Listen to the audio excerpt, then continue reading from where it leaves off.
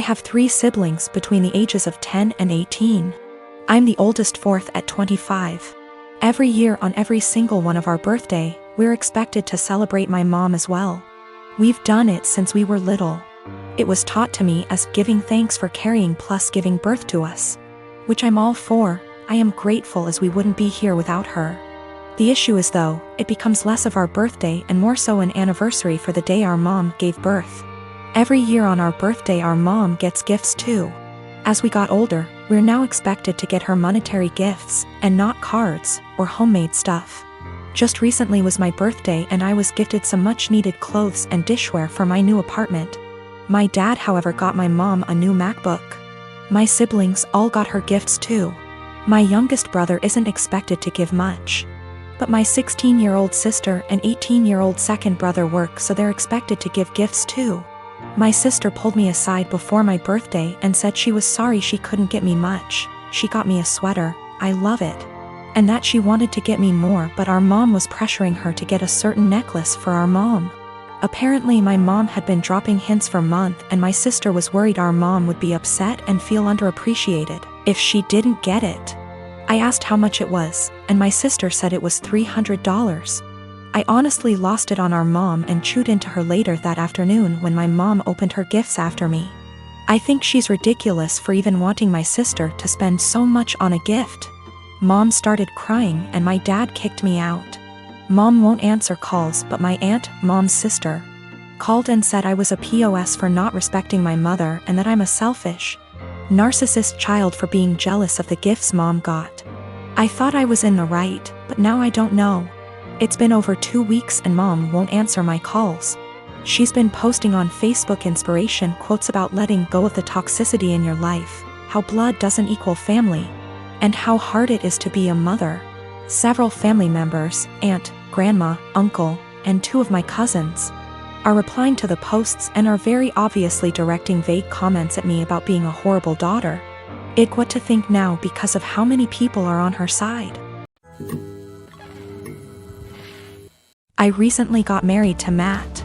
Matt has a stepsister, Tiffany. I have met her less than 10 times in the 5 years I dated Matt, as she doesn't live nearby and is not close to my husband.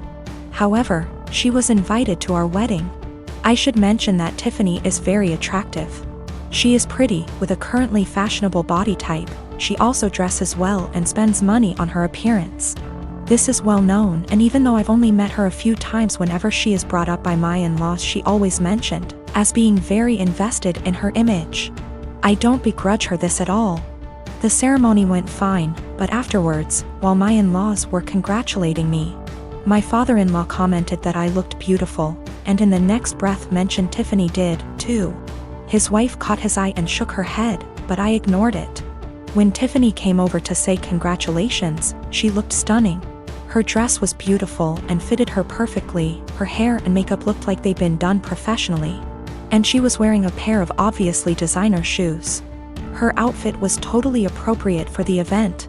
But I was still weirdly upset by how she looked and immediately felt self-conscious next to her. Even Matt told her she looked great, and they rarely talk. For the rest of the night, every single male guest at the wedding asked about Tiffany, who she was, how I know her, if she was single, etc. By the speeches, I was fed up and almost in tears, and even the best man mentioned her in his speech off the cuff. I let it go, went on my honeymoon, and tried to forget the whole thing. We came back about a week ago, and this past weekend had dinner with my in-laws. Tiffany was visiting, and we learned that she had got engaged. She showed us her comically large ring and said she was planning to have the wedding next year and that it would be a black tie event. Before I could stop myself, I jokingly said that I was pretty sure I'd already been to her wedding. I was the one in the white dress. She asked what I meant, and I thought there was no point in lying, so I just admitted I felt she upstaged me at my wedding. She laughed and said you can't upstage a bride. I asked if I could wear white to her wedding then, and she shrugged and said, if you think it'll help. She then apologized if I felt her outfit was inappropriate. My in-laws moved the conversation on and we went on with dinner. When we got home my husband blew up on me, saying I embarrassed him by being petty and jealous of Tiffany. He said he doesn't even like her, but even he knows she can't do anything about what she looks like or the clothes she can afford. And I made myself look bitter and childish, and him by association. I admit it wasn't my best moment. But I thought he would at least understand how I felt given that he heard everyone's comments that night. He's demanding I apologize to Tiffany and his parents, but I don't think I said anything that heinous. I was born when my parents were both 19, and my only other brother, let's call him Josh, was born when they were 42. They divorced shortly after Josh was introduced to the world. He was 4 months old at the time. And they both wanted nothing to do with the child. At the time, I was 23 and I was living alone with my then girlfriend who was 21, now my wife. And I'd done my best to convince at least one of them to take care of young Josh for his sake and the family's sake. But they refused adamantly and said that I should be taking custody of him instead. So I became legal guardian of my brother and he's been living with us for the past 12 years and things have been going really smooth for us. Josh, now almost 13, has been calling me Dad and my wife Mum and our 2 children, for 9 years. His siblings and he has absolutely no idea about his real parents, and to be honest, I let all of that slide.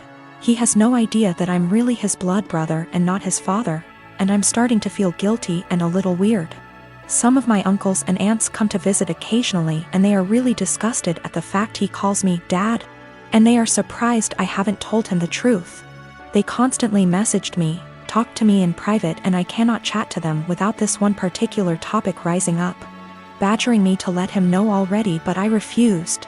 I discussed this with my wife and she thought it would be wrong to tell him the truth because none of my parents wanted to take care of him, and I'm the only person in the world who gave him the father figure everyone deserves. I feel that he has the right to know what he is to me and what I truly am to him.